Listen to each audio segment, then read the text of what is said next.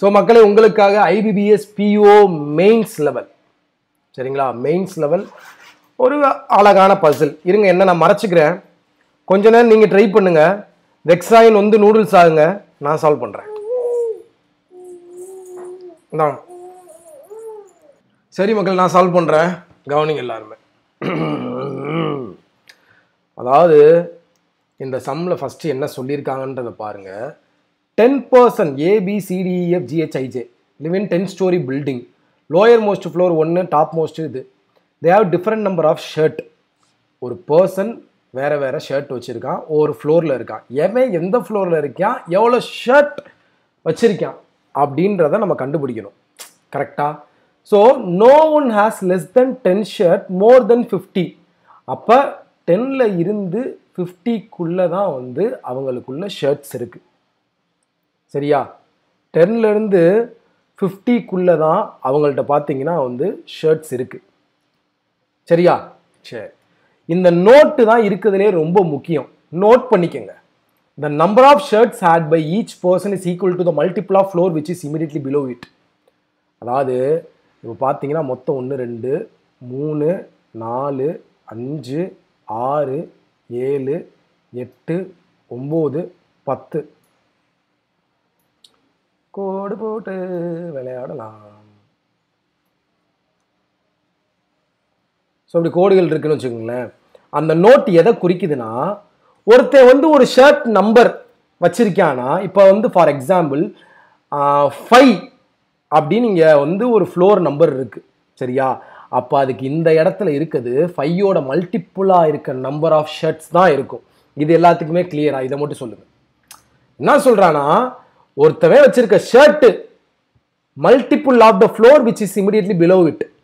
இப்போ 15 ஷர்ட் வச்சிருக்கானா, அவனுக்கு இமிடியட்லி பிலோவில் உள்ள ஃப்ளோர் நம்பரோட மல்டிபிளாக இருக்கும். புரியுதா சொல்றது? கிளியரா புரிஞ்சு எல்லாத்துக்குமே? ஃபார் எக்ஸாம்பிள் இப்போ இங்கே 3 இருக்கான்னு வச்சுக்கோங்களேன். இங்கே 3யோட மல்டிபிளில் 9ஓ இல்லை வந்து 12ஓ ஏதோ ஒரு நம்பர் வந்து இருப்பாங்க. அதுதான் நோட். சரியா? ஸோ இப்போ இந்த கொஸ்டினை எதில் ஸ்டார்ட் பண்ணலான்னு பார்த்தீங்கன்னா, F lives 3 floors above the one who has 15 shirts. அப்போ பார்த்தீங்கன்னா வந்து எஃப் வந்து இதை விட்டுருவோம், நம்பரை விட்டுருங்க. எஃப் வந்து 50, சாரி ஒரு நிமிஷம் இருங்க. எஃப் வந்து 3 floor above 15. அப்போ எனக்கு 5க்கு மேலே இங்கே 15 வர சான்ஸ் இருக்குது, 3க்கு மேலே இங்கே 15 வர சான்ஸ் இருக்கா? ஸோ 1 2 விட்டு இங்கே எஃப் போடுவேனா, 1 2 விட்டு இங்கே எஃப் போடுவேனா? இப்போ அடுத்து என்ன இருக்குன்னு பாருங்க. Only 1 floor between F and D. Only 1 floor between F and D. அப்போ என்ன அர்த்தம்? எஃப்க்கும் டிக்கும் உள்ள 1 பர்சன். இதில் பார்த்தீங்கன்னா எஃப்க்கும் டிக்கும் உள்ள 1 பர்சன் ஒரு பாசிபிலிட்டி வரும். இங்கே எஃப் போட்டு திரும்ப 1 விட்டு இங்கே டி போட்டு இன்னொரு பாசிபிலிட்டி வரும். ஸோ அப்போ இந்த எஃப் டி இந்த 15 தான் நம்ம ஃபஸ்ட்டு ஃபில் பண்ண வேண்டிய ஒரு விஷயம். கிளியராக புரிஞ்சா எல்லாத்துக்குமே? நிறைய பேர் ஃபிக்ஸ் பண்ணிட்டே இருப்பீங்க, பட் இதுதான் நம்ம ஃபஸ்ட்டாக ஃபிக்ஸ் பண்ண வேண்டியது. இது எல்லாத்துக்குமே கிளியர் கட்டாக புரிஞ்சிருக்கும்னு நம்புகிறேன். கரெக்டு தானே? இதுவரை எல்லாத்துக்கும் கிளியர் தானே? ஸோ இப்போ அடுத்து எதை ஃபில் பண்ணுறது அப்படின்னு நமக்கு ஒரு டவுட் வரும். இப்போ பார்த்தீங்கன்னா வந்து the one who lives on the second floor has the prime number of shirts but less than B. சரியா? அப்போ பிக்கு ஃபஸ்ட்டு நமக்கு எவ்வளோன்னு தெரிஞ்சாதான் நம்ம செகண்ட் ஃப்ளோரை வந்து ஃபுல் பண்ண முடியும். சரியா? ஓகே. ஸோ அடுத்து என்ன இருக்கு? the one who lives the lower most floor has even number of shirts but one more than that of J. அதாவது என்ன சொல்ல வராங்கன்னா, இங்கே இருக்கான் பார்த்தீங்களா, இவன் J + 1ன்றாங்க. கீழே கிரவுண்ட் ஃப்ளோரில் இருக்கான்ல, அவன் J ஒரு நம்பர் இருப்பான் பார்த்தீங்களா. ஃபார் எக்ஸாம்பிள் ஒரு 27 வச்சுக்கோங்களேன். J ஒரு 27 இருக்கான்னா 27 + 1 28 தான் வந்து இந்த 1ஆம் நம்பர் ஃப்ளோரில் உள்ளவன் இருப்பான் அப்படின்னு சொல்கிறாங்க. சரிங்களா? ஸோ இப்போ அடுத்து எதை ஃபிக்ஸ் பண்ணலாம் அப்படின்னு பார்த்தோம்னா வந்து எதை ஃபிக்ஸ் பண்ணலாம்? என்ன clue clue clue clue clue clue clue The one who have 30 sheds lives 2 floor below B, who does not live on odd number floor. இதை ஃபிக்ஸ் பண்ணலாமா? இதை ஃபிக்ஸ் பண்ணலாம். எதுனா the one who 27 sheds 2 floors above H.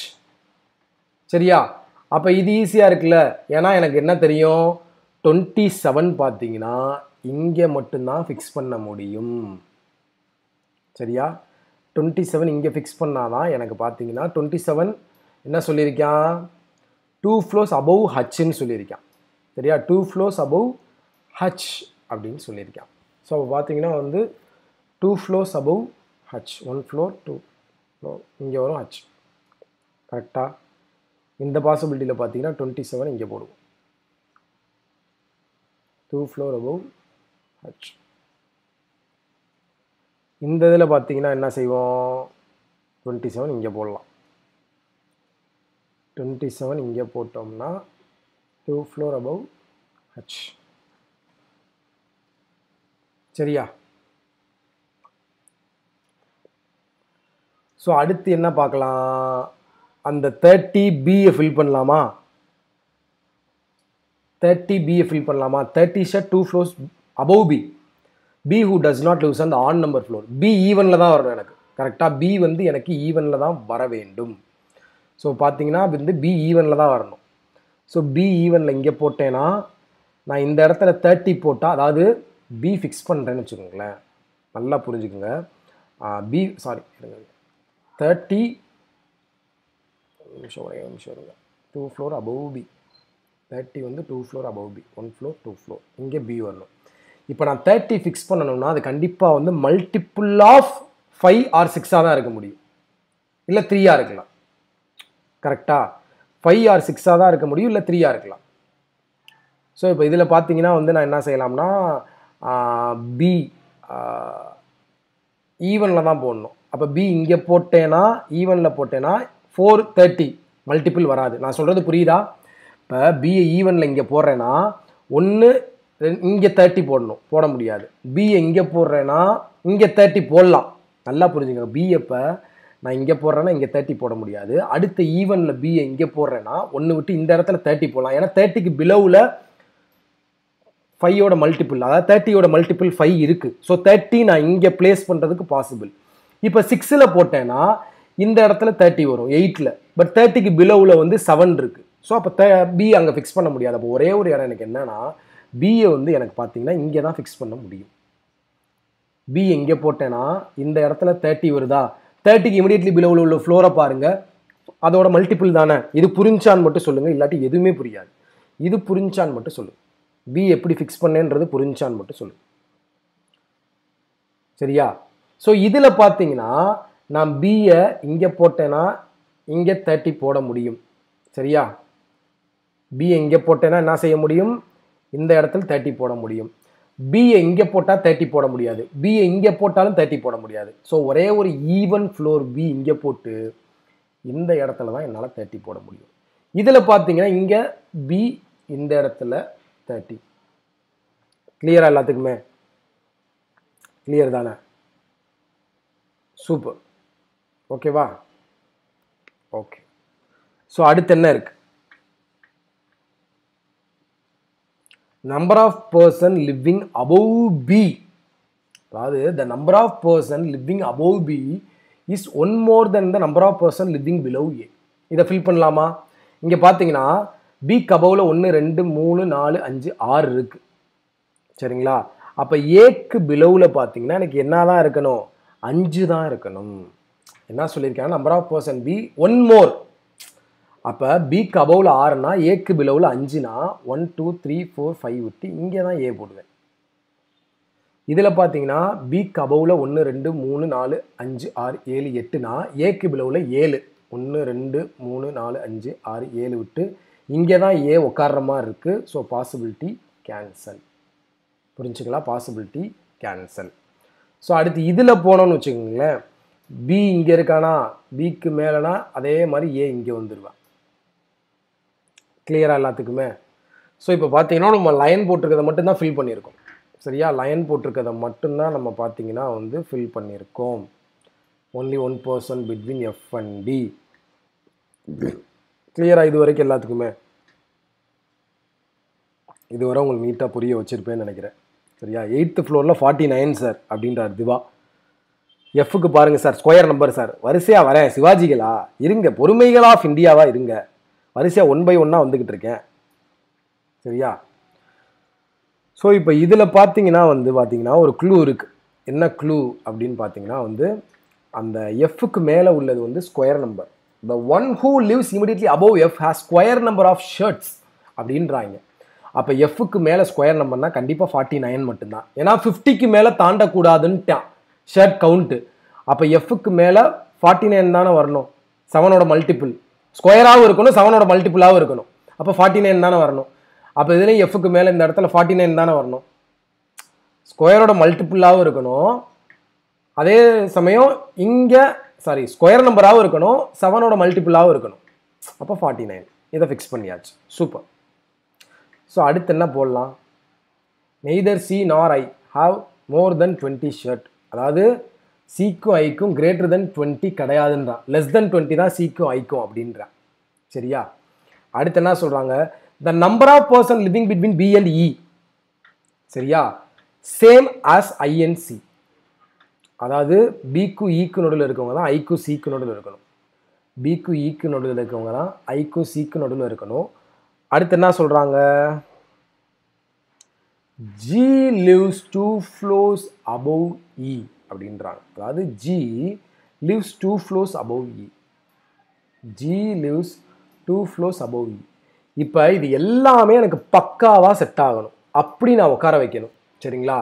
இப்போ இந்த இடத்துல பார்த்தீங்கன்னா நான் பி இங்கே இருக்கா, இ இங்கே போடுறேன் அப்படின்னா இங்கே என்னால் ஐசி போட முடியாது. நல்லா புரிஞ்சுக்குங்க. இ இங்கே போடுறேன் அப்படின்னா என்னால் இங்கே ஐசி போட முடியாது. சரியா? இ எங்கே போடுறேன் அப்படின்னா பிக்கு ஈக்கு நடுவில் ஒரு ஆள் அப்படின்னா நான் என்ன செய்யலாம்? ஐக்கு சிக்கு நடுவில் யாரையாவது ஃபிக்ஸ் பண்ண மாட்டேன். ஐசி இங்கே தான் நான் போட முடியும். கரெக்டாக? கிளியராக எல்லாத்துக்குமே? பி இங்கே இருக்கானா, ஈயை கொண்டு போய் இங்கே போடுறேன் அப்படின்னா ஜி என்னால் ஃபிக்ஸ் பண்ண முடியாது. ஈக்கு 1 விட்டு ஜி வரணும்ல. நீங்கள் ஒன்றுமே இல்லை மக்களே, இந்த இடத்துல எனக்கு ஒரே ஒரு பிளேஸு இஜி ஃபிக்ஸ் பண்ணுறது இந்த ஒரு இடம் மட்டும்தான். ஈக்கு 1 floor above 2 floor above இங்கே மட்டும்தான் ஜி ஃபிக்ஸ் பண்ண முடியும். கரெக்டாக? இப்போ பிக்கு ஈக்கு நடுவில் 2% இருக்காங்க. அப்போ ஐக்கு சிக்கு நடுலையும் 2% போடணும். என்னால் இங்கே போட முடியுமான்னு பாருங்கள். இங்கே என்னால் ஐக்கும் சிக்கு நடுவில் 2% போட முடியுமா? ஈயும் ஜியும் இந்த ஒரு இடம் தான் எனக்கு ஃபிக்ஸ் பண்ணுற மாதிரி இருக்குது. வேறு எல்லா இடத்துலையுமே லெட்ரு வந்துருச்சு, என்னால் போட முடியாது. ஸோ அப்போ பார்த்தீங்கன்னா என்னால் ஒரே ஒரு இடமான இஜி இங்கே தான் ஃபிக்ஸ் பண்ண முடியும். கரெக்டாக? பட் இந்த இடத்துல பார்த்தீங்கன்னா என்னால் ஐசியை உட்கார வைக்க முடியாது. ஸோ இந்த பாசிபிலிட்டி கேன்சல். ஸோ இதில் தான் இப்போ நான் உட்கார வைக்க முடியும். சரியா? இப்போ நல்லா கவனிச்சுக்கோங்க. இந்த இடத்துல, சரியா, இந்த இடத்துல சி போட்டுட்டு இ போட்டுட்டு இங்கே ஜி போடுறேன்னா எனக்கு ஐயும் இதுவும் ஃபிக்ஸ் பண்ண முடியுமா? இந்த இடத்துல நான் இ போட்டுட்டு இங்கே ஜி போடுறேன்னா பிக்கு ஈக்கு நடுவில் ஒரு ஆள், ஐக்கு சிக்கு நடுவில் ஒரு ஆளுன்றதை நான் இங்கே போட்டுருவேன். சரியா? பட் எனக்கு ஜே எங்கே ஃபிக்ஸ் ஆவாங்க அப்படின்றதான் மேட்ரு. இந்த இடத்துல அதுதான் மேட்ரு. இப்போது இதே இங்கே நான் இ போட்டு இங்கே ஜி போட்டாலுமே பிக்கு ஈக்கு நடுவில் 2 பேர், ஐக்கு சிக்கு நடுவில் 2 பேர். ஆக மொத்தத்தில் இந்த இடத்துக்குள்ளே தான் எனக்கு பார்த்தீங்கன்னா ஐசிபிஇ உட்காடுறாங்கன்றது எனக்கு தெரிஞ்சிருச்சு. இந்த இடத்த நல்லா புரிஞ்சுக்கோங்க மக்களே. நான் சொல்கிறது உங்களுக்கு புரியுதா? இருங்க, என் மூஞ்ச காட்டுறேன். இந்த இடத்த நல்லா புரிஞ்சுக்கோங்க. இந்த இடத்த தான் நீங்கள் நல்லா புரிஞ்சுக்கணும். நான் இ, அதாவது இ இங்கே போட்டுட்டு ஜி இங்கே போட்டாலும் சரி, சரியா, இ இங்கே போட்டுட்டு ஜி இங்கே போட்டாலும் சரி, எங்கே போட்டாலுமே எனக்கு ஐசிபிஇ பார்த்தீங்கன்னா இந்த 5 ஃப்ளோருக்குள்ளே தான் உட்கார போகிறாங்க. இது எல்லாத்துக்குமே கிளியரா? எங்கே போட்டாலும் சரி, இஜி எங்கே போட்டாலுமே இந்த 5 ஃப்ளோருக்குள்ளே தான் பார்த்தீங்கன்னா ஐசிபிஇ உட்கார போகிறாங்க. அப்போ எனக்கு என்ன தெரிஞ்சிருச்சு? ஜே என்ற ஒரு லெட்டர் இங்கே டாப் ஃப்ளோரில் தான் உட்காருவான்னு தெரிஞ்சிருச்சு. எனக்கு என்ன சொல்லியிருந்தாங்க? இந்த ஃபஸ்ட்டு ஃப்ளோரில் உள்ளவன் J+1 அப்படின்னு சொன்னாங்களா? அப்போ ஜே 27 அப்படின்னா 27 + 1 என்ன 28 இங்கே வருவாங்க. சரியா? இப்போ எனக்கு என்ன சொல்லியிருக்கான், ஐயும் சியும் பார்த்தீங்கன்னா வந்து 20க்கு மேலே இருக்கக்கூடாதுன்னு இருக்கான். அப்போ கண்டிப்பாக ஐசி எனக்கு வந்து இந்த இடத்துல வரவே கூடாது. ஐயும் இங்கே வரக்கூடாது, சியும் இங்கே வரக்கூடாதுன்னா இங்கே நமக்கு யார் அப்போ வருவா, இ வருவாங்க. இக்கு 1 ஃப்ளோர் 2 ஃப்ளோர் அபவ்ல ஜி இங்கே வருவாங்க. சரிங்களா? இப்போ பிக்கும் ஈக்கு நோட்டில் 2% இருக்காங்களா, பிக்கும் ஈக்கு நோட்டில் 2% இருக்காங்களா, அப்போ இது ஐஆர்சி, இது ஐஆர்சி. சரிங்களா? இப்போ அடுத்த ஒரு விஷயம் சொல்லியிருந்தாங்க, நீங்கள் நோட் பண்ணீங்களான்னு தெரில. The one who lives on the second floor has a prime number set but less than b. அதாவது செகண்ட் ஃப்ளோரில் உள்ளவன் ப்ரைம் நம்பர் லெஸ் தென் பியா, பிக்கு கம்மியாக இருக்கணும். சரியா? ஆனால் 10க்கு கம்மியாகவும் போகக்கூடாது. 10 to 50 தானே ரேஞ்சு.